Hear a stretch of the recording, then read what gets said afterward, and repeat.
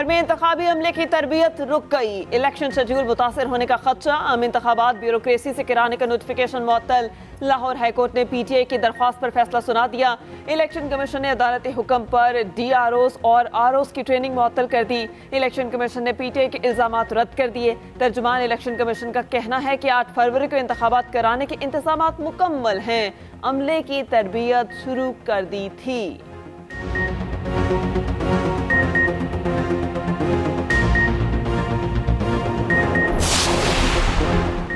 शहबाज शरीफ का पीटीआई पर इलेक्शन मुलतवी कराने की साजिश का इल्जाम। कहा, इलेक्शन के खिलाफ पीटीआई दरखास्तें इलेक्शन से फरार का मंसूबा हैं।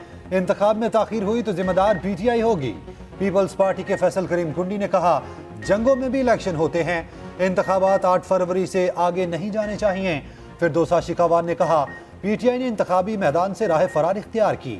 एमकेएम के फैसल सब्जवारी बोले, तहरीक इंसाफ ने माजी के इलेक्शन में कोई एतराज नहीं उठाया, अब क्यों एतराज उठाया।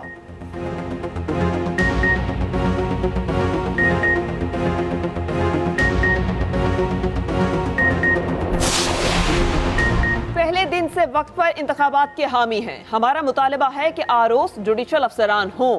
चेयरमैन पीटीआई बैरिस्टर गोहर की चीफ जस्टिस से मामले पर नोटिस लेने की अपील। कहा, सिविल जजेस या सेशन जजेस से रिटर्निंग अफसरान लिए जाएं। चीफ जस्टिस से मामले पर नोटिस लेने की अपील करते हैं। लाहौर हाई कोर्ट का फैसला इलेक्शन में इल्तवा का जवाब नहीं है।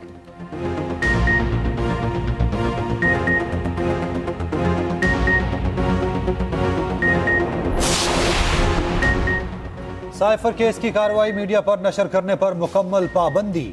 ऑफिशियल सीक्रेट एक्ट खसूसी अदालत का बड़ा हुक्म। खिलाफ वर्जी पर भी ऑफिशियल सीक्रेट एक्ट के तहत कार्रवाई होगी। पैमरा और पीटीए को हिदायत जारी। साइफर केस के इन कैमरा ट्रायल के लिए प्रोसिक्यूशन की दरखास्त मंजूर। बानी चेयरमैन पीटीआई और शाह महमूद कुरैशी की फैमिली मशरूत मौजूद होगी। शर्त होगी कि अदालती कार्रवाई को किसी जगह बयान नहीं किया जाएगा। उधर साइफर केस में बानी पीटीआई की दरखास्त जमानत समाअत के लिए मुकर्रर। सर्दियों की छुट्टियों की वजह से सुप्रीम कोर्ट का बेंच तब्दील। जस्टिस सरदार तारिक मसूद की सरबराही में नया बेंच 22 दिसंबर को समाअत करेगा।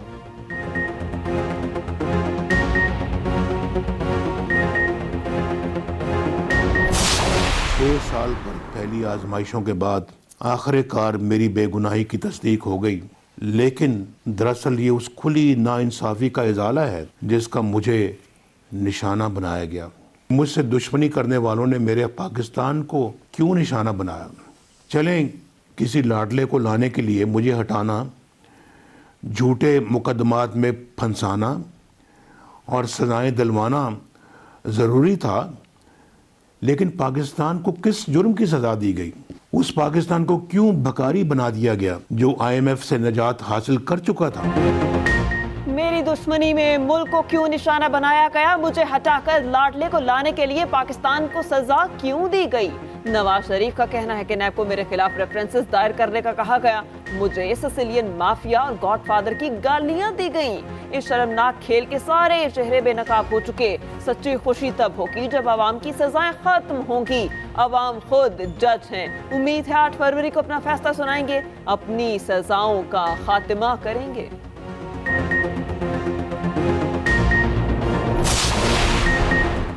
जस्टिस मुजाहिर नकवी को 1 जनवरी तक जवाब जमा कराने की हतमी मोहलत।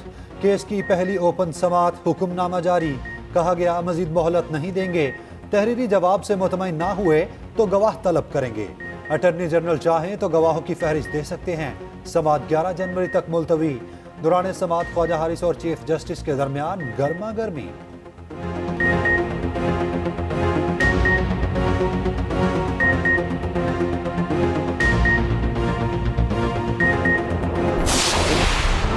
शौकत अजीज सदीकी बरतरफी केस में साबिक फौजी अफसरान को फरीक बनाने की दरख्वास्त दायर। कमर जावेद बाजवा, फैज हमीद, साबिक chief justice Islamabad high court, Anwar Kashi को फरीक बनाने की इस्तदा। दौरान समाज चीफ जस्टिस ने सवाल पूछा, जिस शख्स पर इल्जाम लगा रहे हैं उन्हें फरीक क्यों नहीं बनाया गया, या किसी पर इल्जाम ना लगाएं, या फिर जिन पर इल्जाम लगा है उन्हें फरीक भी बनाएं। इदारे नहीं, लोग बुरे होते हैं। मुल्क की तबाही इसी वजह से होती है कि शख्सियात के बजाय इदारों को बुरा भला कहते हैं।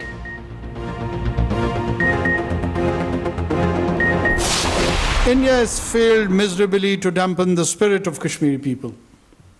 Generations after generations, their longing for freedom is as alive as it was 7.5 decades ago.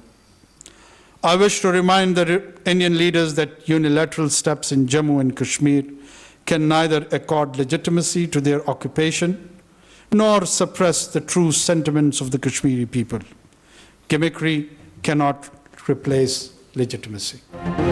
Kashmir के लिए 300 बार भी जंग के लिए तैयार हैं। वजीर आजम का दुश्मन को वाजे और दो टोक पैगाम। कहा कश्मीर को ताकत के जोर पर जेर करने का भारतीय ख्वाब कभी पूरा नहीं होगा। भारतीय सुप्रीम कोर्ट का फैसला गैर कानूनी और गैर आईनी है। कठपुतली अदालती फैसलों से जमीनी हकायक बदले नहीं जा सकते। मुजफ्फराबाद में आज़ाद कश्मीर कानून साज असम्बली के इजलास से खिताब। कहा मसला कश्मीर आलमी तौर पर तस्लीम शुदा तनाज़ा है, वाहिद हल इस्तवाब राय है। निगरान वजीर आजम की यादगार शहदा पर हाजिरी, फूल चढ़ाए और फातिह खानी की। वजीर आजम आज़ाद कश्मीर और हुर्रियत रहनुमाओं से मिले।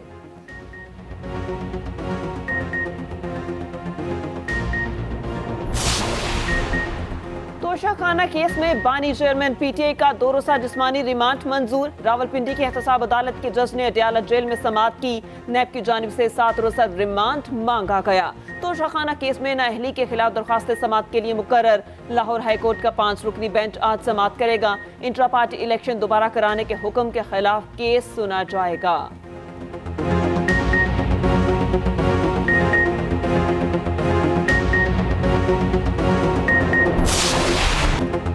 सारा इनाम को इंसाफ मिल गया। कातिल शोहर शाहनवाज अमीर को सजाए मौत का हुक्म।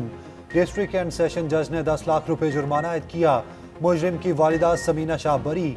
कमरा अदालत में मकतूला के अहले खाना फैसला सुनते ही रो पड़े। वालिद का फैसले पर इत्मीनान का इजहार। समीना शाह की वरीयत के फैसले पर नाखुश। हाई कोर्ट में चैलेंज करने का ऐलान।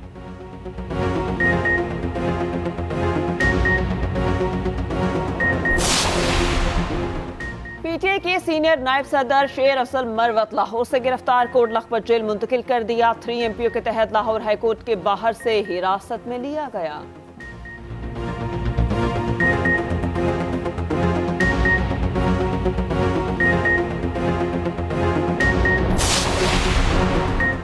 PTI intra party election case में दरखास्त गुजारों के दलाइल मुकम्मल। अकबर असबाबर की पार्टी इंतखाबात का लदम करार देने की इस्तदा। पीटीआई के वकला ने कहा पार्टी चेयरमैन का इंतखाब आइन और कानून के मुताबिक हुआ। चीफ इलेक्शन कमिश्नर ने रिमार्क्स दिए बाकी जमातों के भी इलेक्शन हुए, उन पार्टियों पर भी बहुत एतराज़ात सामने आए, पार्टियों ने एतराज़ात को दूर किया। केस की समाअत पीर तक मुलतवी। मीडिया से गुफ्तगू में अकबर असबाबर बोले हम पार्टी में शफाफ इंतखाबात चाहते हैं।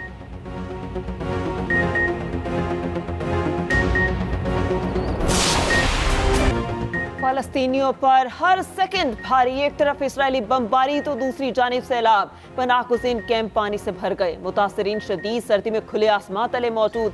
पनाहगुज़ीन कैंपों और रिहायशी इमारतों पर शदीद बमबारी। 2 सहाफ़ियों समेत मजीद 2 फलस्तीनी शहीद। शोहदा की मजमूई तादाद 18,600 से तजावुज़ कर गई। जनीन कैंप में 3 घरों को उड़ा दिया गया। जब बालिया के कब्रिस्तान को रौंद दिया गया, हमास भी मज़ाहमत की अलामत बन गया। कई इसराइली टैंक तबाह कर दिए।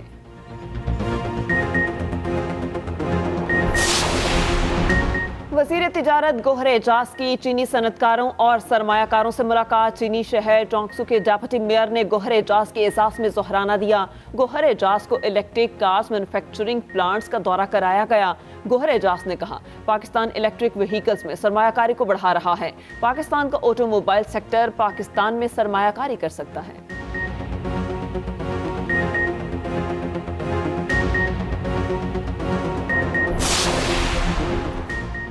निगरान सूबाई वजीर इत्तलात मोहम्मद अहमद शाह ने कहा हमारे मुआशरे में रात जितनी तारीखी है, हम शर्मिंदा हैं, हम अपनी नस्लों को समझा ना सके।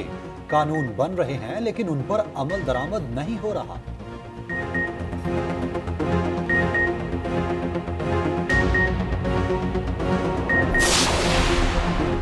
ना कितार ना इंतजार, अब ड्राइविंग लाइसेंस बनेगा घर बैठे। ट्रैफिक पुलिस ने शहरियों को बड़ी सहूलत फराहम कर दी। New learning driving licence online कैसे बनाया जा सकता है, बुलेटिन में शामिल है खुसूसी रिपोर्ट।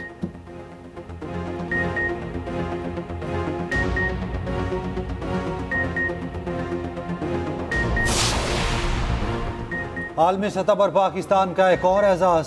पाक फजाइया के ऑफिसर कैडेट मोहम्मद तलहा ने ऑस्ट्रेलियन डिफेंस फोर्स अकेडमी में एजाजी शमशीर जीत ली। मोहम्मद तलहा ने अकेडमी में बेहतरीन और गैर मामूली कारकर्दगी दिखाई।